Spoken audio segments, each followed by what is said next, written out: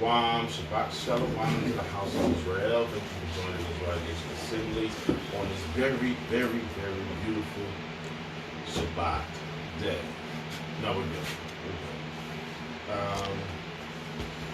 Before we get into our lesson, while we're waiting for a bit more people to come and join us on the live stream, we're going to have Brother Ira come with, Captain Ira come with us to us for scripture reading, or Torah reading.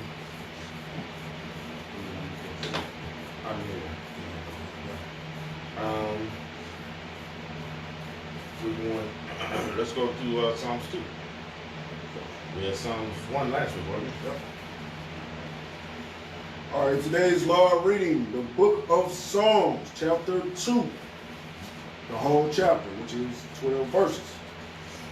And it reads, "Why do the heathen rage? Why do the heathen And the people imagine a vain thing. The kings of the earth set themselves, and the rulers take counsel together against the Most High and against his anointed, saying, Let us break their bands asunder and cast away their cords from us." Everybody know what breaking the bands asunder is, right? Breaking the brotherhood. Let's find out a way to make them disunify. Is that a word? Make them not be in unity together. He that sitteth in the heavens shall laugh. The Most High shall have them in derision. Then shall he speak unto them in his wrath, and vex them in his sore displeasure. Yet have I set my king upon my holy hill of Zion. I will declare the decree. The Most High hath said unto me, Thou art my son. This day I have begotten thee. Ask of me, and I shall give thee the heathen for thine inheritance, and the uttermost parts of the earth for thy possession. Give it all to us. Thou shalt break them with a rod of iron. Okay. Thou shalt dash them in pieces like a potter's vessel. Be wise now, therefore, O ye kings. Be instructed, ye judges of the earth. Serve thy power with fear, and rejoice with trembling. Kiss the Son, lest he be angry, and ye perish from the way, when his wrath is kindled but a little. Blessed are all they that put their trust in him. Hallelujah. Story. Thank you, Captain Iron. That was most certainly a beautiful psalm, right? Yes, sir. Yes, sir. All right. So, brothers and sisters, okay? Right, doing well? Good. So, the name of the day's lesson is When We Were Kings. When we were kings. I trust that everybody enjoyed the lesson last week. I got a couple of comments throughout the week on how they enjoyed the lesson. Told y'all, praise the Most High for that. Trusted you all will glean from the lesson this week. The nations have spent millions of dollars manipulating and controlling the educational system. And they do it to misinform and miseducate our people and our children as to who they are as a people and as a nation. Our nation does not begin in slavery. You know, a lot of people don't understand this. They never look beyond 1619 to find out who we are. They stuck between 1619 and 2020 as they're trying to figure out who we are as a people. Never looking past that point. It's beyond me, but that's what they do. They don't go past slavery and or slave ships to try to figure out who we was before we got here. Our forefathers was kings. Our forefathers was kings in what's known as Asia Minor. Our forefathers was kings in what's known as Africa. We was the first noblemen and nobles and aristocrats in Europe.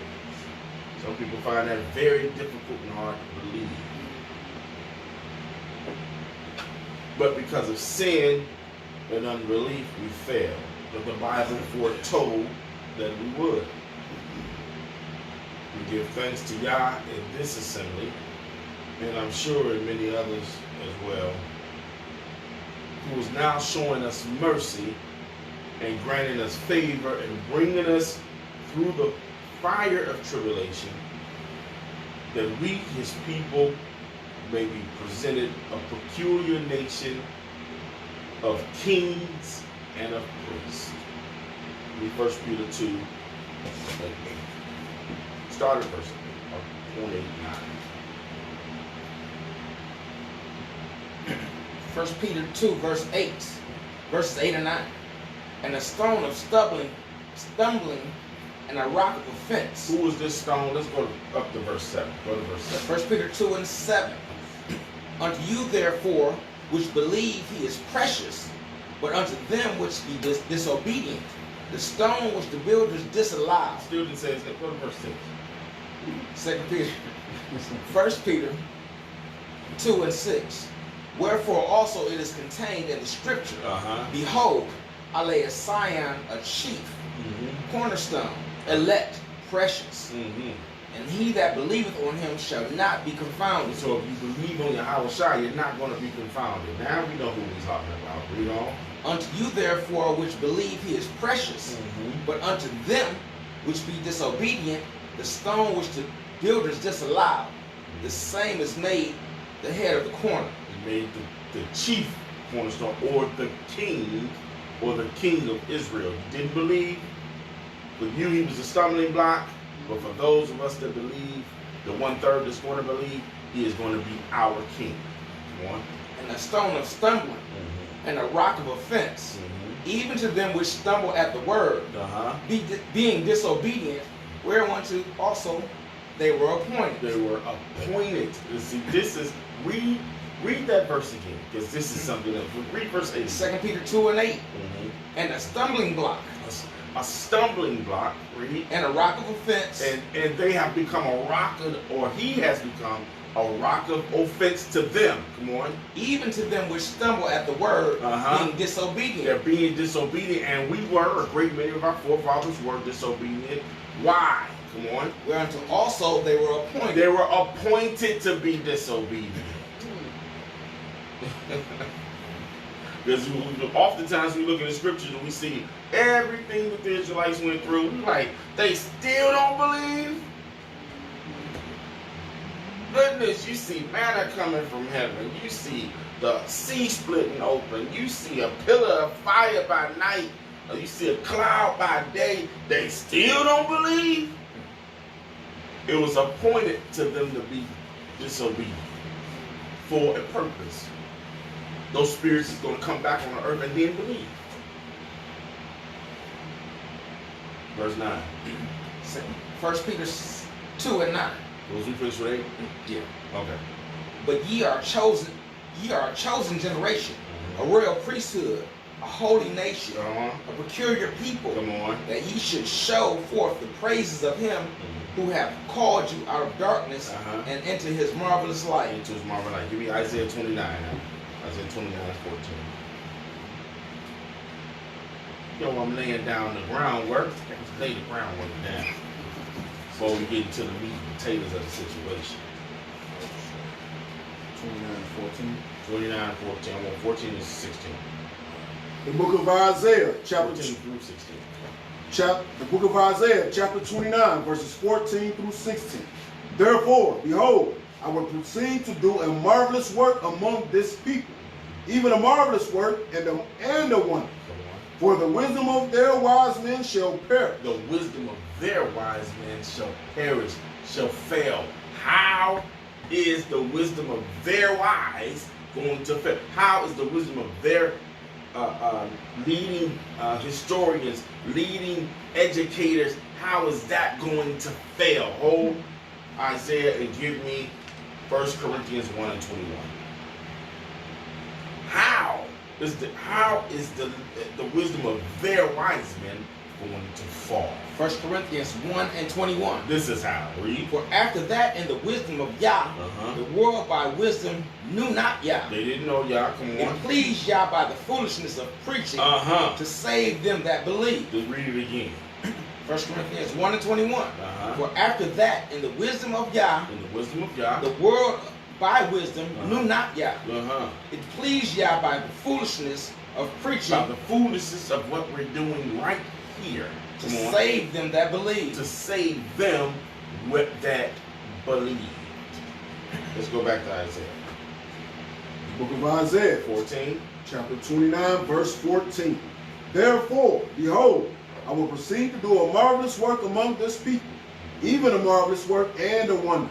For the wisdom of their wise men shall perish, and the understanding of their prudent men shall be hid. It's going to be hid. It's going to fall. Their wisdom is going to fall. Come on. Woe unto them that seek deep to hide their counsel from the Most High. Come on. And their works are in the dark. And they say, who seeth us? Come on. And who knoweth us? They're going to say, who know what we're doing? What we're doing is a secret. They're going to ask that question. Who see what we're doing? They don't know what we're doing.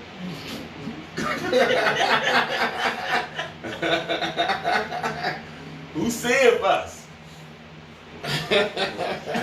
And who know who we are? Nobody, because it's a secret. Yeah. So you think.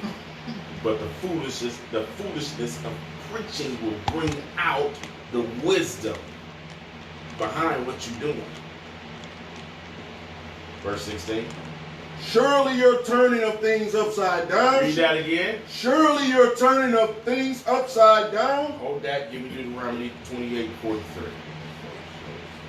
Hold that. Give me Deuteronomy 28:43. Deuteronomy 28, verse 43. Read. The stranger that is within thee shall get up above thee very high, and thou shalt come down very low. You know, things are going to be upside down. The stranger that's around you is going to get above you very high, and you're going to come down very low. Read on. He shall lend to thee. He's going to give you money. Come on. And thou shalt not lend to him. So this is what this means when it says he's going to lend to you, means he's going to put some juice on it, some usury, some interest on that. So if you're able to lend to somebody, you're able to put some interest on it. Now, you're not supposed to do that between Israelites. Israelites are not supposed to do that to one another. If you lend to your brother, he's supposed to give you right back what you gave him. And you're supposed to say, well, I'm going to give you the 100, but I want 175 back. That's not how we're supposed to do one another. You know what I'm saying? But the other nations, you can say, I gave you the 100, I'm going to need 175. That's how they do us. You go to Advance, what is the name of the place? Cash advance. For Cash Advance, they want 65% off of whatever they loan you. Yeah. Is it 65%? I think it's 65% interest or something like that. I know it's ridiculous. Whatever it is, It's ridiculous. It's ridiculous. They want whatever. You know what I'm saying? They're not going to say, okay, I loaned it to you, and they're going to give you a fair price and fair time to give it back. No, in 2 weeks, I want 65% more than what I gave you. I'm going to lend to you. You ain't lending to me. I'm lending to you to borrow. Things are upside down. It's supposed to be us that's lending to them. And we're saying, I want 165% on my return. Let's read it again. 44. He shall lend to thee, and thou shalt not lend to him. He shall be the head. He's going to be your head, Israel. Come on. And thou shalt be the tail. And you're going to be abased or below him. Surely the things are turned upside down. Back to Isaiah. Verse 16 in chapter 29 of Isaiah. Come on. Surely your turning of things upside down shall be esteemed as a potter's clay. For shall the work say of him that made it, he made me not? Or shall the thing framed say of him that framed it, he had no understanding? All right, let's all go one out of that. Give me Ecclesiastes 16:7. These things are turned upside down. things are turned upside down. The servants are the ones that are the head. And the kings are the ones that are the tail. It's backwards. Ecclesiastes 10:7. Ecclesiastes 10:7. I have seen servants upon This horses, is what the prophet has said. He said, I've seen the servants on horses. Come on. and princes walking as servants upon the earth. And he's confused right now. He's confused. Solomon is confused about what he's saying. I've seen Israel as servants, and I'm seeing those that are servants as kings. It's confusing to me. Read it again, verse 7. Ecclesiastes 10:7. I have seen servants upon horses. These servants ain't supposed to be on the horses because the nobility is the ones that sit up on the horses. Come on. And princes walking as servants upon the earth. And princes walking as servants upon the earth. So with that being said, let's take a look at one king in particularly. Because this particular king changed the history of our people drastically and the landscape of our people as well. So he's not the only one that did this, but this is a king that's not very much talked about. You hear his name, but it's not talked about in great detail as much. His name is Septimius Severus. And I sent Keith an article. He's going to read the first. Yeah. Septimius Severus. What's up when you get to section 2 or something? Septimius Severus, born on 11 April 145 BC at Leptis Magna in present-day Libya. In present-day Libya. Everybody know what Libya is. In Africa. As the son of Publius Septimius Geta and Fulvia Pia, Septimius Severus came from a wealthy and distinguished family of equestrian rank. He had Italian-Roman ancestry on his mother's side and descended from Punic. Now, you have to watch what the white man is saying. You have to pay very close detail to what he is saying. You already know his family is in Libya. Just said that, right? Then they go on to say that he had Italian-Roman ancestry on his mother's side and descend from Punic. So you have to say, well, what's Punic? Why you got to say that? If he had Italian heritage on his mother's side, why did you have to say the word Punic? Why? Because they just lie. But see, the devil's in the details. You got to go in the details and find it. Let's read on. We're going to come back to Punic in a minute. Go ahead. And descended from Punic and perhaps also Libyan forebears. And Libyan forebears. On his father's side. On his daddy's side, he had Libyan forebears on his daddy's side. So what does Punic mean? Let's go. This we got this from the history.com. Keep reading. No, I want to keep reading. Punic tradition holds that Phoenician settlers from the Mediterranean port of Tyre. Tyre is the port that's in northern Africa. It's in northern Africa. Read. Mediterranean port of Tyre founded the city-state of Carthage. Y'all ever heard of Carthage? No? Y'all ever heard of Carthage? Carthage was a general that defeated Rome. Right? Alright, come on. On the northern coast of Africa, just north of modern-day Tunis, Tunisius, or Phoenicius, meaning Carthaginian. So Punic means Carthaginian. So even though they said that his mother was he had Italian descent on his mother's side, from a Punic, that was, what did it say? Descended from Punic, but descended from Punic meaning, yes, they called them Italians, they called themselves Romans or Italians, but they wasn't Roman or Italian. They were of Punic descent, meaning they were of Carthage descent, meaning they were from so-called northwest African descent. So his mother was Israelite, full-blooded Israelite as well. She was an Israelite too. The father and the mother. You have to watch what they're saying because they're trying to get around. They just hate the fact that this man is an Israelite.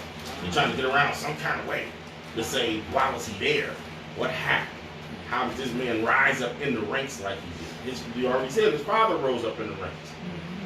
In the army of them, because they hired Israelites as mercenaries just much like we hired them as mercenaries. But he rose in the ranks and became a man of means and wealth. All right. No, that's it, right? No. I want to go to Isaiah now. Where you from? Isaiah 1 and 8. I mean, 1. Start at verse 1. Read on down. Give me 18 verses. Okay. You want to do 9? I'll do 9. I do the first one. I do 1. Isaiah 1 verse 1. The vision of Isaiah, the son of Amos, which he saw. No, Isaiah 23, chapter 23, verse 1. Isaiah 23 and 1. I got that. The burden of Tyre. How ye ships of Tarshish. How ye ships of Tarshish. For it is Tarshish is a port that is in northeast or northwest Africa. For it is laid waste, so that there is no house, no entering in. From the land of Chittim. From the land of Chittim. It is revealed to them. It is revealed to them. I want to stop right there. I got a book of Jasher right here. Let's pull it right quick. Grab that book for me. Now, we don't normally teach out of Jasher, but sometimes we go and pull materials out of Jasher. All right? We're on Jasher 10 and somebody get this for me. 16. Oh, you got it? You got it on there? Yeah, I got that. Yeah, Jasher 10 and 16. Yeah. Book of Jasher, Yeah. chapter 10, verse 16. And the children of Chittim The children of Chittim are the Roman are the Roman who dwell in the valley of Canopia by the river Tiber.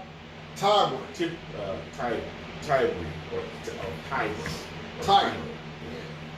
So Chittim is wrong.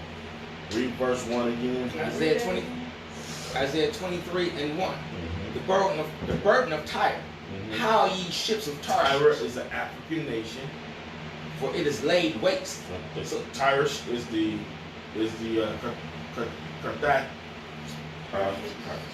Carthaginians. Read.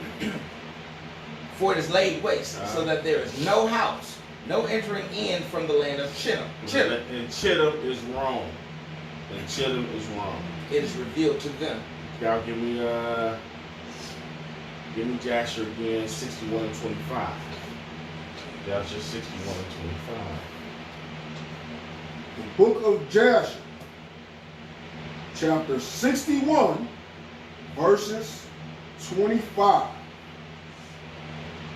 And it reads, And their king, Zepho, went at their head, and they made war with Tabal and the idols, and they subdued them. And when they returned from the battle, they renewed his government for him. And they built for him a very large palace for his royal habitation and seat. And they made a large throne from him. And Zepho reigned over the whole land of Chittim, Rome, and over the land of Italia, Italy. 50 years. This is when Esau began to take over the land of Chittim, Rome. All right. So let's go back to Isaiah 23. Hit 1 and read on down. Isaiah 23 and 1. 18. Isaiah 23 verses 1 through 18. The burden of Tyre. How ye ships of Tarshish. For it is laid waste, so there is no house, no entering in. From the land of Chittim it is revealed to them. Be still, ye inhabitants of the isle. Thou whom the merchants of Zidon that pass over the sea have replenished. And by great waters the seed of Sion, the harvest of the river, is her revenue. And she is a mark of nations. She is a mark of nations. She is a great transit port. So what I'm trying to prove here is there's many people coming through this port. There's so-called Edomites coming through this port. There are Israelites coming through this port. There are Ishmaelites coming through this port. This is a major transit area. Tyre is a major transit area. Come on. Be thou ashamed, O Zidon, for the sea hath spoken, even the strength of the sea, saying, I travail not, nor bring forth children, neither do I nourish up young men, nor bring up virgins. As at the report concerning Egypt, so shall they be sorely pained at the report of Tyre. Pass ye over Tarshish, how, ye inhabitants of the isle? Is this your joyous city, whose antiquity is of ancient days? Her own feet shall carry her afar off to sojourn. Who have taken this counsel against Tyre, the crowning city, whose merchants are princes, whose traffickers are the honorable of the earth? Read it again, verse 8. Isaiah 23:8. Who have taken this counsel against Tyre? Tyre is in northwest Africa. The crowning city, whose merchants are princes, Merchants are princes. Come on. whose traffickers are the honorable of the earth. Who's the honorable of the earth? Israel. The Israelites are the honorable of the earth. We are there. Come on. The Most High have purposed it to stain the pride of all glory, and to bring into contempt all the honorable of the earth. To bring into contempt the honorable of the earth. Come on. Pass through thy land as a river, O daughter of Tarshish. There is no more strength. He stretched out his hand over the sea. He shook the kingdoms. The Most High hath given a commandment against the merchant city, to destroy the strongholds thereof. And he said, Thou shalt no more rejoice, O thou oppressed virgin, daughter of Zidon. Arise, pass over Chittim. Rome. There also thou have no rest. There also shall be no rest in Rome. The prophet is prophesying what would happen in 193 AD by Septimius Severus. Rome is going to fall in 190 AD by the hands of Septimius Severus. Chittim is going to fall. Read on. Isaiah 23:13. Behold the land of the Chaldeans. This people was not till the Assyrians founded it for them that dwell in the wilderness. They set up the towers thereof. They raised up the palaces thereof, and he brought it to ruin. How, ye ships of Tarshish, for your strength is laid waste. And it shall come to pass in that day that Tyre shall be forgotten 70 years, according to the days of one king. After the end of 70 years shall Tyre sing as a harlot. Take a harp, go about the city, thou harlot that has been forgotten. Make sweet melody, sing many songs that thou mayest be remembered. And it shall come to pass after the end of 70 years that the Most High will visit Tyre, and she shall turn to her hire, and shall commit fornication with all the kingdoms of the world upon the face of the earth. And her merchandise and her hire shall be holiness to the Most High.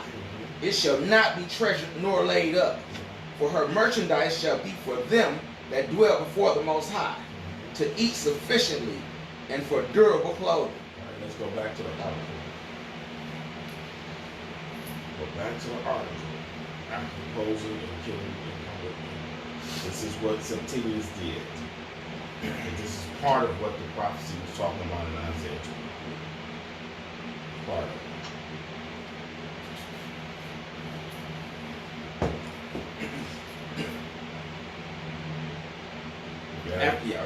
After deposing and killing the incumbent emperor Didius Julianus, Severus fought his rival claimants, the Roman general Pesinius Niger.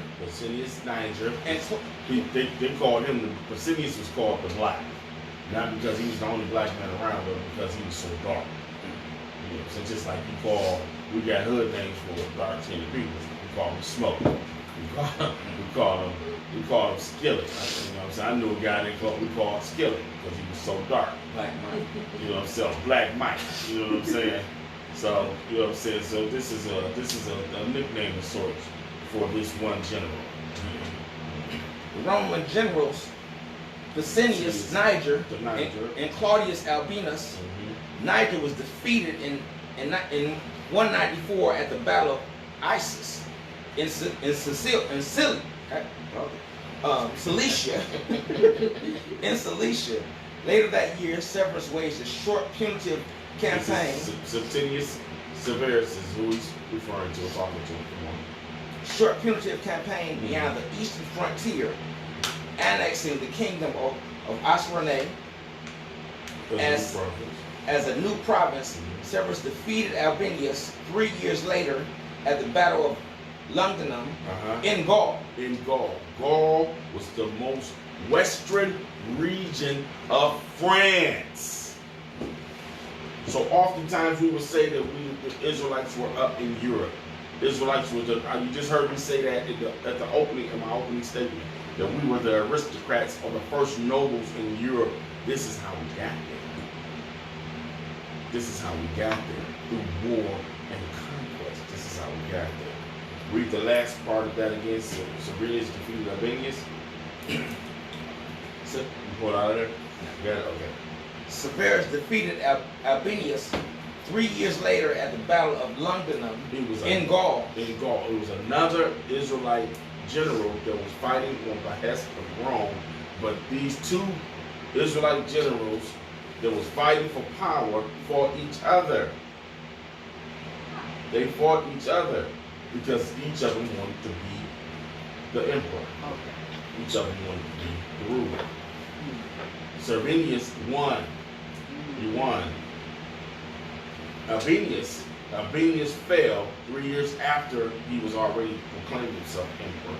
He fell, and then 3 years later, the fighting continued, and then it was just 3 years later that he had conquered all his enemies. What era was that? What era? In 194. Oh. 194 after the Common Era. Okay. After the Common Era. So this battle happened in Lugdunum, but Lugdunum is in the most western region of France. So this is Europe. What we're calling Europe today, this is Europe, no doubt. No doubt. Those Israelites are up there fighting. Wow. Right. This is how we partly got up in those regions. All right, give me 1 Kings 4 and 20. But let me say this is not the first time the Israelites have had worldwide rulership. This is what the prophet Isaiah was talking about. That we were going to destroy Chittim and Tarshish, Spain, and these other areas, and we were going to win in those places and have nobility and kingship and rulership in these different areas. 1 Kings 4 and 20. The book of 1 Kings, chapter 4, verse 20. Judah and Israel were many, as the sand which is by the sea, in multitude, eating and drinking and making merry. Let's take verse 20 for a minute. Let's read it again, because a lot of us think because of the white man's system of consensus, his system of sensing, that we are the most lowest people. Our percentage of numbers are not very high. It's not true. We're the most numerable people on the planet. There's more Israelites on the planet than any other people on earth. That's a divide and conquer strategy. You have to keep us divided from one another and thinking that we're not. If we ever came together, then we would overtake them. So they have to have that strategy of keeping you down, saying it's more than us than it is of you. That's not true. It's not true. Read that Bible verse again, verse 20. 1 Kings 4 and 20. And this was then, but imagine now. Come on. Judah and Israel were many, as the sand which is by the sea. Can you count the sand that's by the sea? When you go out on the beach and you pick up the sand, it's like 1, 2. You can't count the sand on the sea, can you? That's what it is with Israelites. Wow. We are all over the planet by the billions. Verse 21. And Solomon reigned over all kingdoms from the river unto the land of the Philistines and unto the border of Egypt. They brought presents and served Solomon all the days of his life. Now this is worldwide rulership. Worldwide rulership. In most historical circles, this is the Davidic and Solomonic era. And it is called the Golden Age of Israel because there was no one as powerful as Israel. Remember, the prophet said something about 70 years, right? The Davidic and the Solomonic Golden Era lasted 70 years. 70 years was the Golden Age. That's when Solomon ruled. That's when David ruled and Solomon ruled. David ruled 30 years, Solomon ruled 40. 70 years. And this wasn't no little grass huts or, you know what I'm saying? Right. This was a bad kingdom right here. This kingdom was bad. We 2 Chronicles 9, started verse 23. Yeah, that was the business thing. Yeah, this is kind of a review of it. That's what I thought it was, Yeah. the business thing. Yeah. Yes. 2 Chronicles 9 and 23. And all the kings of the earth sought the presence of Solomon to hear his wisdom that Yah had put in his heart. So all the kings of the earth sought the presence of Solomon. All means all. Some, and when I just some didn't come, everybody came. Read. And they brought every man his present, vessels of silver and vessels of gold, and raiment, harness and spices, horses and mules, a rate year by year. A rate year by year is taxes. So Solomon made the non-Israelite kingdoms of the earth give him what? Usury, interest, taxes. They paid. Why you laughing? They paid. They paid for peace. You want to be at peace? Pay. You want to live over in that land at peace? Pay. That's right. Oh, I'm going to send some troops over there. They're going to handle that situation. Come on. And Solomon had 4,000 stalls for horses and chariots, and 12,000 horsemen, whom he bestowed in the chariot cities, and with the king of Jerusalem. And he reigned over all the kings from the river even unto the lands of the Philistines, and to the border of Egypt. And the king made silver in Jerusalem as stones, and cedar trees made he as the sycamore trees that are in the low plains in abundance. And they brought unto Solomon horses out of Egypt and out of all lands. All lands that had horses brought it to Solomon. Listen, Israel was bad. It looked good. It looked good. They was bad. Yeah. This wasn't no little grassy, low level hut. The Israelites was on point. Look good, dress good. They knew what to do. Just like we do now. The poorest people on the planet, but we dress the best. We sharp. No money, but we sharp. We got it down, but we clean, sharp than I don't know what. Was that all 28? Yeah. That's 28. Okay, let's go to Ezra 4 and 20. Not Ezra, Ezra. Ezra 4 and 20. The book of Ezra, chapter 4, verse 20. And it reads, There have been mighty kings also over Jerusalem, which have ruled over all countries beyond the river, and toll, tribute, and custom was paid unto them. Tribute and custom was taxes all over, everywhere there was. In Europe, in Asia, in Africa, Egypt paid. Everybody paid. No more, no smoke. Everybody's paying.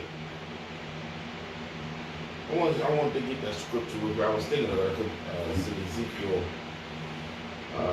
11 and 16. Ezekiel 11 and 16. Ezekiel 11 and 16.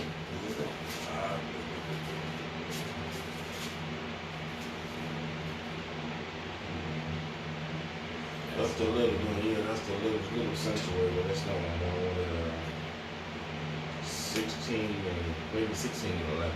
16. It's about the garments, that's not one. Oh, yeah. That's Ezekiel it. 6, yeah. Okay. Ezekiel 16 and 11. I decked thee also with ornaments, and I put bracelets upon thy hands. That's the arm bracelets or the arm garments you see the brothers wearing. Yeah. That's what it's called. The bracelets. And a chain on thy neck.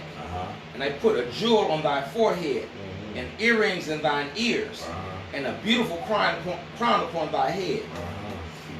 Yeah. Thus was thou decked with gold and silver. This is how Israelites looked.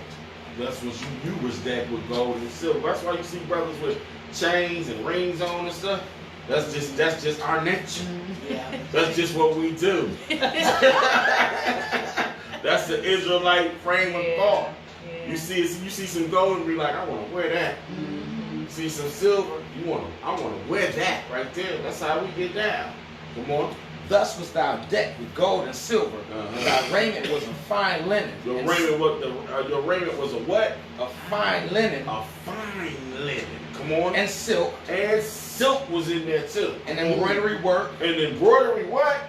And embroidery work. And embroidery work. Come on. Thou didst eat fine flour and honey.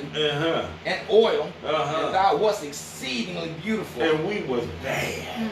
And thou did prosper into a kingdom. And did what? And thou did prosper into a kingdom. And we did prosper into a kingdom. Every nation on earth looked at the Israelites and was like, I want to dress like that. They still do that now. They copy everything. They still do that now. Yeah. They were like, I'm gonna have to wear that. That's bad right there. You take little or nothing. We take little or nothing and weave it together and put that on that like, and lay that out. You trying to lay your outfit on the bed. Right. Right. I'm gonna get them shoes because them shoes gonna bring that bring that out right there. We have always been that way. The Bible, this can't be nothing but black folks. Right. That's it. That's what we do. Love looking good. The Most High. Let's read it again. Look how he described us. Let's start at 11. Oh wow.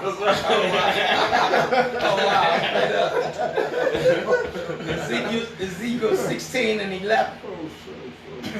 I decked thee also with ornaments. This is what y'all say he did to us. He said, this is what I did.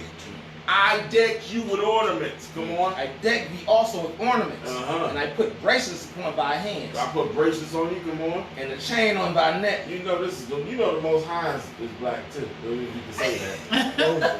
He like chains on and everything. You know what I'm saying? That's where we get it from. I'm gonna make you look like me. I'm gonna dress you like I dress me. I got a chain on my neck. I'm gonna put a chain on your neck. And you picture either. Oh, that look good, man. That's down. Yeah, that look good. That's how the Most High gets down. Man, that look good. You sharp, bro. You sharp there. You sharp, man. Come on. And I put a jewel on thy forehead, and earrings in thine ears. Come on. And a beautiful crown upon thy head. Put a beautiful crown upon your head. Read. Thus was thou decked with gold and silver, and thy raiment was fine linen and silk. Ooh, the raiment was fine silk. Come on. And embroidery work. Thou didst eat fine flour and honey and oil. And you like to eat good too. Don't we like to eat good too? Fine flour. Like we like stuff dipped in flour, don't we? Yeah. Sound like a honey biscuit. It sounds like a honey biscuit. Thou didst eat fine flour and honey and oil, and thou was exceeding beautiful. And we was exceeding exceedingly beautiful. Don't you want to be like this again, Israel? Exceedingly beautiful. Thou didst We in a fallen state, in a wreck, and we still look good. Can you imagine what we would look like if we was on point? Right. 100%. Hallelujah. My mother-in-law just was here. That woman almost 7 years old with not a crack in her face. Skin so tight and smooth. Not a crack, not a wrinkle. That's how we get down. Where we at? 13 still. Oh, okay. Well, I ain't let you get away with it. Okay, I ain't let you read. All right. Come on. Can I read? Yeah, go ahead. Okay. And thou wast exceedingly beautiful, and thou didst prosper into a kingdom, and thy renown went forth among the heathen for thy beauty, for it was perfect through my comeliness. Which read it again. Ezekiel 16 and 14. And thy renown went forth among the heathen. You know what the renown is? Your reputation went forth among the other nations. The heathens, they was like, you hear how the Israelites dress? You see how they look? That's what renown means, your reputation. You see, them people is bad over there. Like they do now. Them people dress good over there. Them people look good over there. That's what renown means. Come on. And thy renown went forth among the heathen for thy beauty. For your beauty, Israel, watch this. For it was perfect Your from my beauty was comeliness. perfect from my coming. You look like me. You represent me on earth. You look just like I look. Come on. For it was perfect through my comeliness, which I had put upon thee. Come on. Saith the Most High Which Yah. I have put up on you. I put that beauty on you. Is that it? Okay. What's was going to? Well, we just reading. Yeah. Well, 16. Let's go to 16. You want to?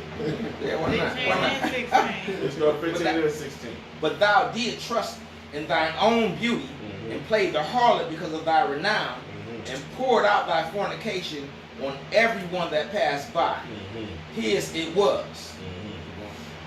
That's it. 16. Yeah. And of thy garments thou did take, and deck thy high places with diverse colors, and played the harlot thereupon. The like things shall not come, neither shall it be so. So that means we sold out. Turned into coons, and look what happened. And look what happened. Come on back, Israel. Come on back home. Let's go to, because you're missing a lot. Let's go to 2nd Esdras in the Apocrypha. 2nd Esdras, chapter 7, start at verse 9. You're losing a lot, Israel. You don't know what you're losing. Come on. 2nd Esdras 7 and 9. Chapter 7, verse 9. The book of 2nd Esdras, chapter 7, verse 9. If this city now were given unto a man for an inheritance, if he never shall pass the danger set before it, The tribulation, if you never be able to come through the fire of adversity, the fire of tribulation. Come on. how shall he receive this inheritance? How you going to win if you never come through the adversity? Come on. And I said, it is so, Yah. Then said he unto me, even so also is Israel's portion. Israel's portion is just like this. They got to come through the fire in order to receive the thing that I have for them. Come on. Because for their sakes, Because for their sakes, watch this. I made the world. Oh, stop. Oh, stop. I didn't make it for anybody else's sake. I only had Israel in mind when I created the world. Nobody else. I only had, it's hard for people to imagine this concept because there's so many other people on the earth. Because the first thing came out was, why he made them other people? And my answer has always been the same since I came into this knowledge of the truth. For servants and slaves. That's it. That's it. He didn't have them in mind. He said, I'm going to make these trees. Because I got some people I want to put here. You want to think about nobody but Israelites. So, I'm going to make this river here because I got some people that need water, but he ain't thinking about nobody but Israelites. I'm going to make this grass, make these fish to feed them. I'm going to make this these insects to create an equilibrium.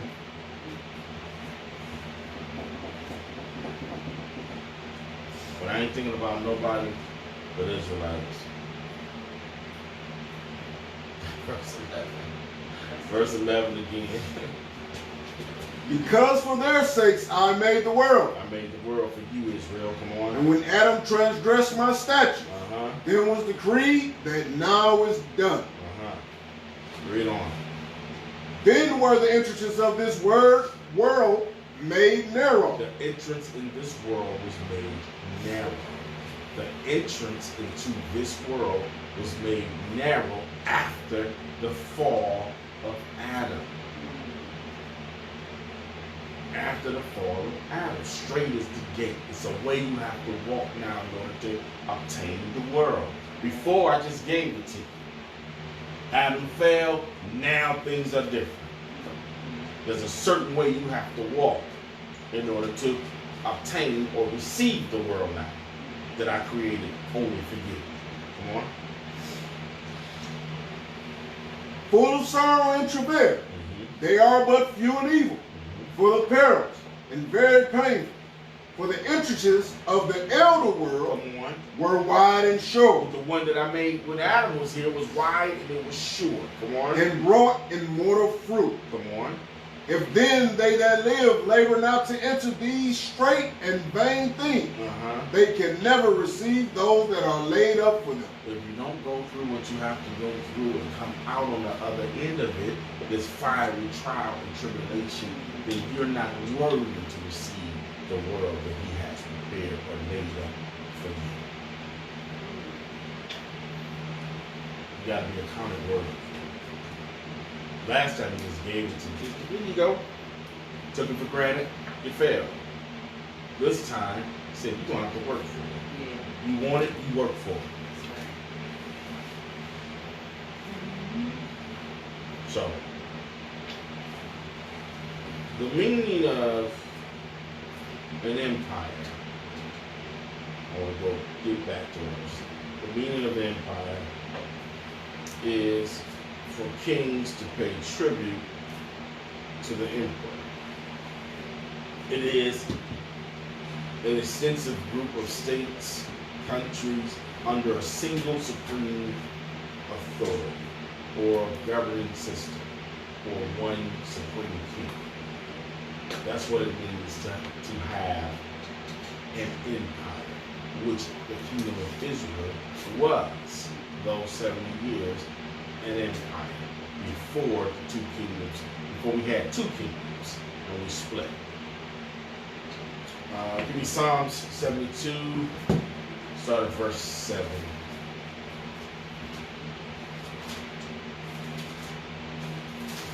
Psalm 72, verse 7. In his days shall the righteous flourish, and an abundance of peace, so long as the moon endureth. He shall have dominion also from sea to sea. Shall have dominion from sea to sea, worldwide. Come on. And from the river unto the ends of the earth. The ends of the earth is where we're at now. The ends of the earth is where we live now. So Solomon, if you go to the lesson we were talking about before, Judah, the Byzantine Empire, Solomon had ships that came as far as North America, and they mined gold and things like that here on this side of the world. Then seafaring trips, then maritime or naval, or what we would call naval bases. Now Solomon had then. Yeah, so yes, give me verse 9.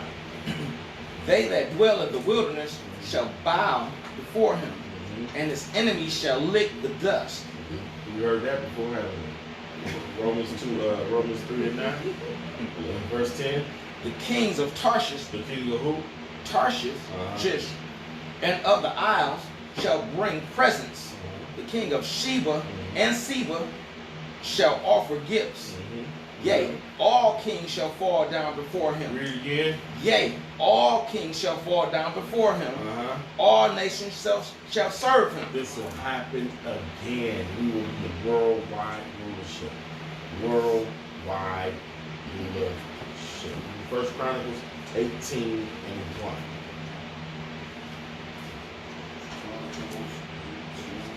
Yeah, because I want to prove how we managed to get in different parts of the world. I already said that the scripture has already said that we were as the sand of the sea, and we're managed to be all over the planet. So oftentimes when we think of Israel, we always think of Israel in this one little patch, this one little place, this called Israel, this one little area, not realizing that we have always been all over the world.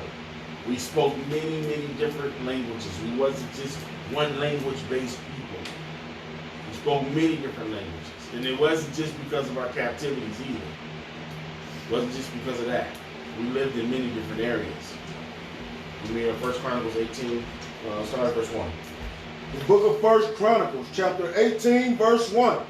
Now after this, it came to pass that David smote the Philistines and subdued them, and took Gath and her towns out of the hand of the Philistines. And he smote Moab and the Moabites, became David's servants, and bought gifts. So he smote the Moab and the Moabites, and they became his servants, and they began to bring them gifts and tributes. King David did. Come on. And David smote Hadarezer, king of Zobah, unto Hammon, as he went to establish his dominion by the river Euphrates. And David took from him 1,000 chariots, and 7,000 horsemen, and 20,000 footmen. David also hewed all the chariot horses, but reserved them in 100 chariots. And when the Syrians of Damascus came to help Hadarezer, king of Zobah, David slew of the Syrians 22,000 men. 22,000 men. Come on. Then David put garrisons in Syria, garrisons in Syria, Damascus. So when he came and he killed all those people, guess what he did? He put a garrison there. Guess who mimics this right now? America. They go over and make war with countries, and then they set military bases in that land. Guess who did that before America did it? Thousands of years before they did it. Israelites. David went over to Syria, he killed 22,000 men, and then he left his own men there. In the military base. The military base is there. That's what a garrison is. It's a military base. He left them there and said, run this country, I'll be back. We got more people to kill.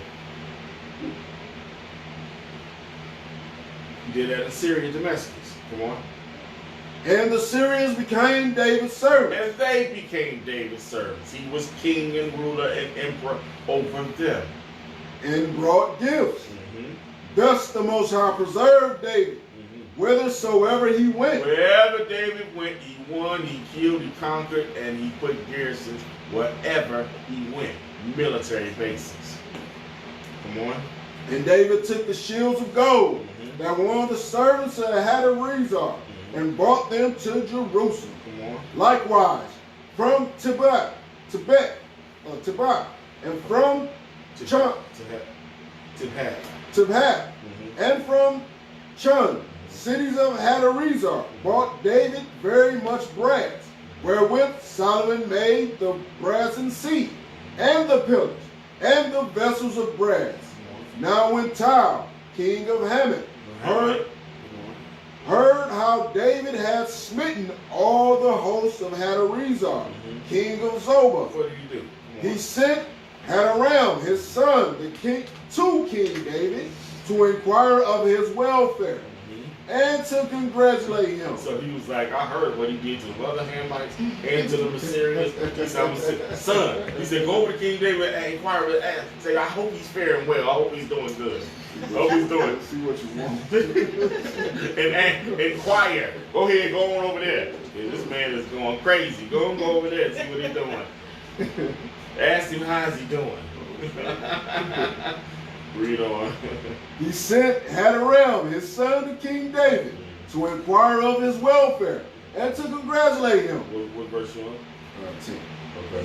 Because he had fought against Hadarezer and smitten him, for Hadarezer had war with Tyre, and with him all manner of vessels of gold and silver and brass. Then also King David dedicated unto the Most High with the silver and the gold that he brought from all these nations, from Edom, and from Moab, and from the children of Ammon, and from the Philistines, and from Amalek. Moreover, Abijah, the son of Zariah, slew of the Edomites in the valley of Salt 18,000. And he put garrisons in Edom. He put military bases in Edom. And all the Edomites became David's servants. Read it again. And all the Edomites became David's servants. I love it. Read it again. And all the Edomites became David's servants. Come on.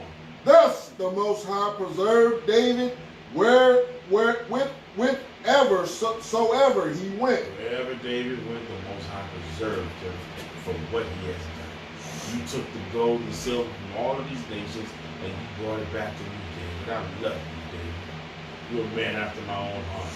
Go over there and kill 22 Syrians. Go on over there and kill 18,000 Edomites. I love you, David. David. So David reigned over all Israel and executed judgment and justice among all his people. And Joel, the son of Zariah, was over the host. And Jehoshaphat, the son of Elud, recorded. And Zodab, the son of...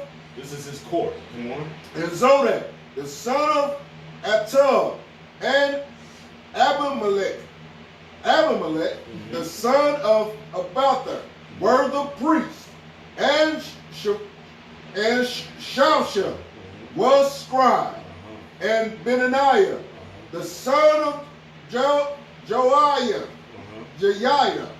was over the Cherethites, and the Pelethites, and the sons of David. Watch. Were chief about the king. He set his sons as governor and princes over all the regions that he had conquered.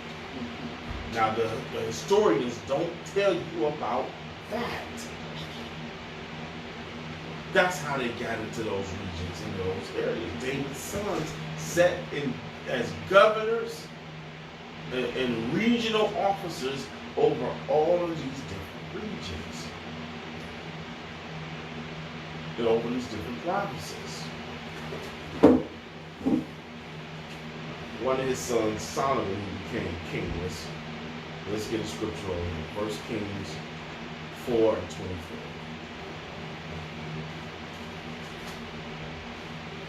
1 Kings 4, verse 24. For he had dominion over all the region on this side of the river, from Tipsah even to Azza, over all the kings of this side of the river. And he had peace on all sides round about him. Because of what his father had done. His father had destroyed all his enemies. Nobody left for Solomon to fight. Nobody left. Nobody wanted no smoke either. They didn't want none. They didn't want none. Give me for 2 Chronicles 9 and 23.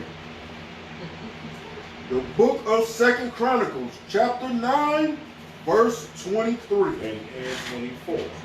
And 24. And it reads, and all the kings of the earth sought the presence of Solomon to hear his wisdom that Yah had put in his heart. And they brought every man his present, vessels of silver, and vessels of gold, and raiment, harness and spices, horses and mules, a rate year by year. Taxes. When you left Solomon, I'll see you next year. I want 500 horses next year. A rate year by year. Taxes. That That was First Chronicles. That was First Chronicles 9. Second. Oh, that was Second Chronicles? Oh, Second Chronicles 9, 23, and 24. So in 146 BC, the Romans destroyed Corinth. And at the first, the Romans pretended to let Greece be independent. So these are two Edomite nations, two different tribes. Same Edomite nation, two different tribes, right? So he said you have the Romans, you have the Greeks. They're all Edomites, but they speak two different languages. One speak Latin, the other one speak Grecian, right? So he said we're going to let you be independent, but they lied. Rome's whole deal was we want to conquer the whole known world. But they said Greece, we're going to let you do your own thing. You just have to pay us tribute. But they lied. They didn't. So they sucked up that Grecian nation. They incorporated that Grecian nation into the Roman Empire. And I'm going here for a reason because we're about to get the scripture in a minute. So at this time, when the Romans began to come and take power, Greece, although they were the same people and of different tribes, they had already had Israelites within Greece. Had already had Israelites within their kingdom, making them Hellenizing them and making them speak the Greek language, and denying also that they were the Jews or that they were Israelites. Okay, to me, Acts 18:2. This further, I'm demonstrating this because I want you to know it further pushed some of our people north, and it further pushed some of our people west. That's how they ended up in Europe as the aristocrats and the nobles. 18:2, Acts 18:2. Acts 18:2. 2 and 3. Acts 18, verse 2 and 3. And found a certain Jew named Aquila, born in Pontus, lately come from Italy with his wife Priscilla, because that Claudius had commanded all the Jews to depart from Rome. Read it again. Because see it, watch. Because that Claudius had commanded all the Jews to depart from Rome. He commanded all the Jews get out of here. And came unto them. And because he was of the same craft, he abode with them and wrought. For by their occupation they were tent makers. He's talking about Paul. He was a tent maker. He stayed with Aquila and Priscilla. He stayed with them a while because he was the same occupation as Aquila, the same tent maker. But at the same time, they were being thrown out of Rome. Remember, Rome sucked Greece up. Rome sucked up Greece, and now Rome was expelling the Israelites out of their provinces. We 1 Corinthians 16:9. The book of 1 Corinthians, chapter 16, verse 9.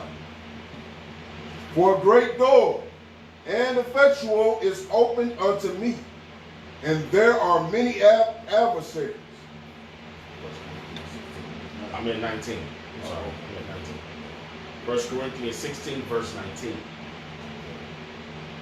1 Corinthians chapter 16, verse 19. That's it. The churches of Asia salute you. Aquila and Priscilla salute you, much in the Most High, with the body that is in their house. Read it again. The body of Asia salute you. The body or the churches or the assembly of the province of Asia salute you. Come on. Aquila and Priscilla salute you. We just read about them in Acts 18 chapter.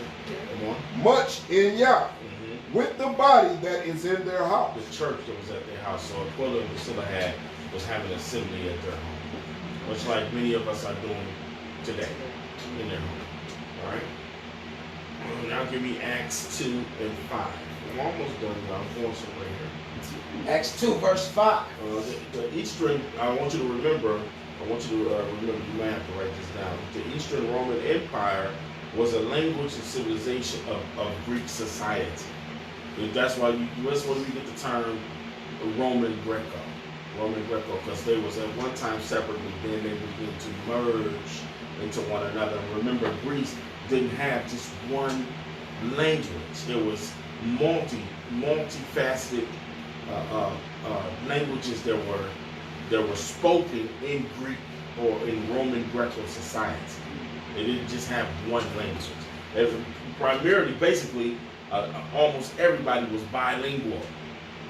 They spoke 2 or 3 languages. It's not like America where we only speak one language. I had a dining room set delivered last week, and the guy who put my thing together, he seen my mat, say Shalom. He was like, "Oh, I speak Hebrew." He gave me like 5 different languages. Yeah, they're bilingual people. Most people are in the world. We're just not over here in America. Yeah. Where we at? Oh, that is called. That's what I want to say. That is called Hellenistic. When we were poured up into Roman Greco culture or Greek culture, it was called Hellenistic. All right, Acts 2 and 5. I'm gonna prove this with scripture. Acts 2 and 5. Acts 2 and 5. We're gonna read on down to 10. Acts 2, 5 through 10. And there were dwelling at Jerusalem Jews, devout men out of every nation under heaven. Out of every nation under heaven means everywhere, right? Okay, come on. Now when this was noised abroad, the multitude came together and were confounded, because that every man heard them speak in his own language. That was the miracle.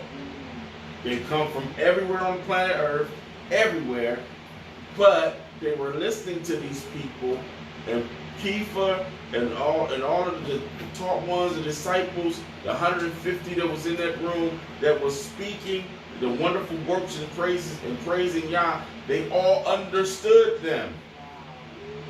So that is the miracle of what they call speaking in tongue. Not yabba dabba doo, nobody know what you're saying. Right. Yabba yabba doo, yabba dabba doo, yabba dabba doo. And nobody know what the heck you saying. Not even you. Not even you. Just, drummed up some language from out of somewhere, out the folds of your brain somewhere. I've even seen some congregations on YouTube where they speak in tongues, like in their praise and worship. Yeah, well, so the devil gonna get in some kind of way. Israelite congregation? Yes. Yeah, well, the devil gonna get in some kind of way. Wow. Those not true believers, because that's not scripture. It's not what the Bible is saying. The Bible is saying that these tongues that they're speaking, that's the miracle. Everybody, they say, it's right there in scripture. Are these not Galileans? How are they speaking our language? What's going on? That is the power of the miracle. I can hear what they're saying. Right. And Kepha is now preaching to them in the language that they can understand. And he's breaking that scripture down, that word down to them. They like, wow, this is amazing. That's what's going on. Where we at? Verse 6, 7. Acts 2 and 7. And they were all amazed and marveled, saying one to another, Behold, are not all these who speak Galileans? Yeah, these is Galileans. How they know what my language is? Right. Watch this, y'all. And how hear we every man in our own tongue? And how are we listening to them speaking my language? Come on.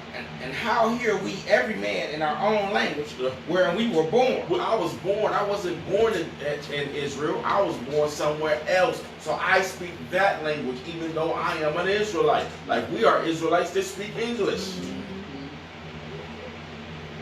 So how am I understanding what that Galilean born from Judea, in Judea, an Israelite, southern kingdom Israelite, how do I understand what he's saying? This is amazing. That's what they're saying. It's amazing. It's a miracle. And now it's going to give you a list of the people who heard them speaking their language. Verse 9. Parthians was hearing it. Come on. Medes was hearing it. Elamites was hearing it.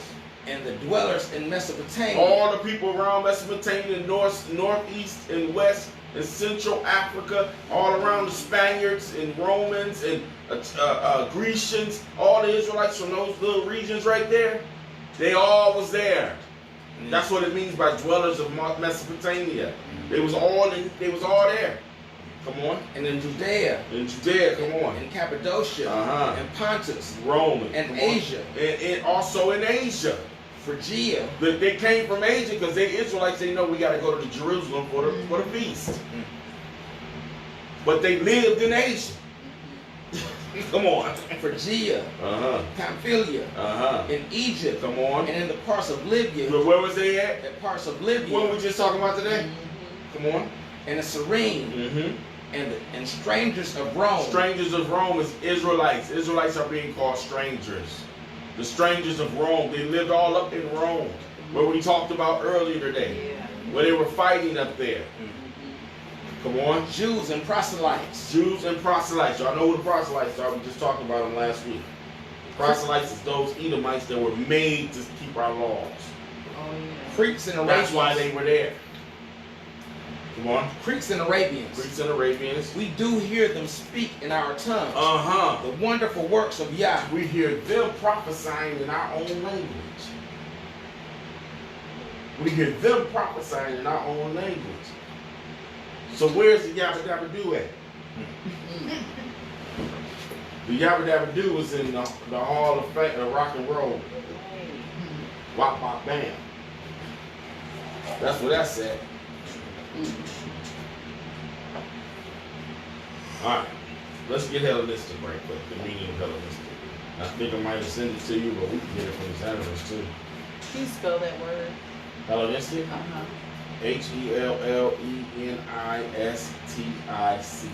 Okay. Got it? Yeah, Hellenistic. Hellenistic. Related to Greek history, language, and culture, from the death of Alexander the Greek to the defeat of Cleopatra and Mark Antony by Octavian in 31 BC. During this period, Greek culture flourished, spreading through the Mediterranean and into the Near East and Asia, and centering on Alexandria in Egypt and Pergamum in Turkey. So Hellenistic is referring to Israelites who spoke the Greek language and who gave into Greek culture. So all of those places they just named is where those Israelites were. Although they may have knew that they were Israelites. Let's get 2 Maccabees. 2 Maccabees 6 and 9. We're almost done here. 6 and 9? Yeah. 2 Maccabees 6 and 6. Start at verse 6. 2 Maccabees 6, verse 6. Neither was it lawful for a man to keep Sabbath days or ancient fasts, or to profess himself at all to be a Jew. That's Greek culture. That's a Hellenized Israelite. He couldn't even profess himself to be a Jew. Not at all. And in the day of the king's birth, every month they were brought by bitter constraint to eat of the sacrifices. And when the fast of Bacchus was kept, the Jews were compelled to go in procession to Bacchus, carrying ivory. Moreover, there went out a decree to the neighbor cities of the heathen by the suggestion of Ptolemy against the Jews. Against the Jews, that they should observe the same fashions and be partakers of their sacrifices. They should observe the same fashion as the Jews and be a partaker of the same sacrifice or to their idols as the Grecians. The same way. The 9, only 9. 2 Maccabees 6 and 9. And whoso would not conform themselves to the manner of the Gentiles, so if you didn't do like the Grecians, should be put to death. They were going to kill you. Then might a man be seen have seen the present misery. Yeah, the present. You don't know how miserable it was. I can't even call myself an Israelite. Put to death. That's what it was. Let's get the book Nature Knows No Color. I'm just showing and proving how we were spreading into these regions and spreading into these areas. Nature Knows No Color Line. From the book of Nature Knows No Color Line, we in page 69. And it reads, this is the paragraph before the bottom, the second to the last paragraph. In Africa, the Moors continue to be a leading power, and to no little extent in India also. They dominated the Mediterranean and the North Atlantic and plundered the coast of Western Europe and the British Isles. They even conquered and ruled parts of Scotland. They did what? They even conquered and ruled parts of Scotland. They conquered and ruled. I told you in the beginning that we was the first nobles and aristocrats. Read. David McRitchie, eminent British archaeologist, says, so late as the 10th century, 3 of these provinces were wholly black. All three of these provinces was fully black. Yeah, there was no Edomites in here. These was all Israelites in here. Yep. Come on. Yeah, that's WHO. It was wholly black. Yeah. Black, and the supreme ruler of them became for a time the paramount king of transmarine Scotland. The king of Scotland was an Israelite. Maybe you didn't believe me now because a white man is saying. We see one of the black people, the Moors of the Romans. The Moors of the Romans. The top paragraph. This paragraph right here? We're going to page 71. The second paragraph on down, kind of to the third a little bit. The name of the book is Nature Knows No Color. And it reads, what we do know. What we do know is, come on. Also, is that the Phoenicians, a Negroid people. A what people? A Negroid people. A Negroid people. Did mine 10 in Cornwall. Did mine 10 in Cornwall. Come on. And that Egyptians went to Britain before the Romans. It wasn't Egyptians, it was Israelites. You have no record of Egyptians going up there in Britain. Stop it. Stop it. Why don't we stop it? Come on. Gerald Massey gives abundant proof, including Egyptian words in ancient British languages. The Silurs and Western Britons, mentioned by Tacitus of the 1st century as having dark skins and unusually curly hair, were very likely of Phoenician and Egyptian descent. That's a throw off right there. A Phoenician and Egyptian descent. Nah, Egyptians ain't get down like that. They covered their head anyway. What Egyptian you seen with curly hair? None. Yeah. Boy, them boys, they got listen. You got one more. They got some tight. Them curls is tight on their head. They got them BBs on there. You got one more sentence I'm gonna read off. Okay. Ancient Welsh folktales certainly do mention black people. Unmistakably. Unmistakably who? Negroes. Egyptians are not Negroes. Egyptians are not Negroes. Yeah, besides precepts telling you, you can also go to the Compact Bible Dictionary and get ham. Get ham and read it. Get ham. Read it. That's what I say. Get ham. That's how you know they be lying. Yeah. They talk about something. Oh, these are Egyptians. And then you turn right around and say, oh, these is Negroes. Negroes. This is out of the Zondervan Compact Bible Dictionary in the definition for ham. And it reads, the youngest son of Noah, born probably about 96 years before the flood, and one of 8 persons to live through the flood. He became the progenitor of the dark races, not the Negro. Not the Negro. But who was his children? The Egyptians. The Egyptians was his children. They not Negro. Ethiopians. The Ethiopians. Libyans. And Canaanites. You want me to go to him? No. All right, let's just read on. Let's just read on. All right. That was the next paragraph. I read that. Yeah, I think we read that paragraph. Okay. And we dropping down to basically the last paragraph. Septimius Severus One of the leading conquerors of Britain was an African. How much, if any, Negro strain he had, we do not know. Lying again. We don't know if he had that much Negro strain. We just don't know. Although now, if you got a dropper not too long ago, if you had a little bit of it, you was full of thing, right? Yeah, but now he don't know. Well, how much of the Negro strain? He did conquer Britain. He did do that, but we don't know if he was truly a Negro. Right. Boy, these people, man, they is something else. I promise you, there's something else. Yeah, keep going, man. In 668, Pope Valerian appointed a Negro, Hadrian, Archbishop of Canterbury, but he declined, presumably because of age. This just to throw you off. What he said, he wants you to forget what he just said. This is mother's nonsense to throw you off.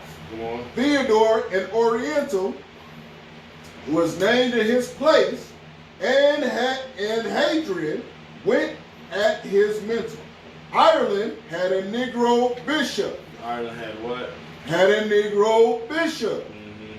Saint Demond the Black, who died in Ulster, who died in Ulster in 658. Sir Walter Scott has 6 Negro trumpeters, an old mortality, in white dresses, richly laced, and having massive silver collars and armlets. In one of his introductions to Ivanhoe, he replied to his critics, Bob. Next is 76. Yeah, next is 76. Next, we go on to page 76. Which has all of the coat of arms on this particular page, so we're just going to read the bottom. And it reads, British families, top left, the Moors of Yorkshire, including Sir Thomas More, Chancellor of Henry VIII, Yorkshire Genealogies, Volume 2, page 78. The others are from Fairbairn's Book of Crest, Fox Davies, Armorial families, and Elwin's Book of Crest. Show them the crest. The turn the page. Look around, show them the crest. Those are the coat of arms that are in Britain. Those are the coat of arms of Israelite families, aristocrats, nobles, and kingsmen that are in Britain. Go to the next page. It's 783, I think. Okay. 83. This is another page of coat of arms of noble families. And this is the French, Dutch, and Belgian families with the names of Negro. French, Dutch, and Belgian families. French, Dutch, and Belgian family of Negroes. Of Negroes. That's us. It's there. Who wrote this book? J.A. Notable. J.A. Rogers is a notable historian. Notable. Yeah, let's get the last one on page 86.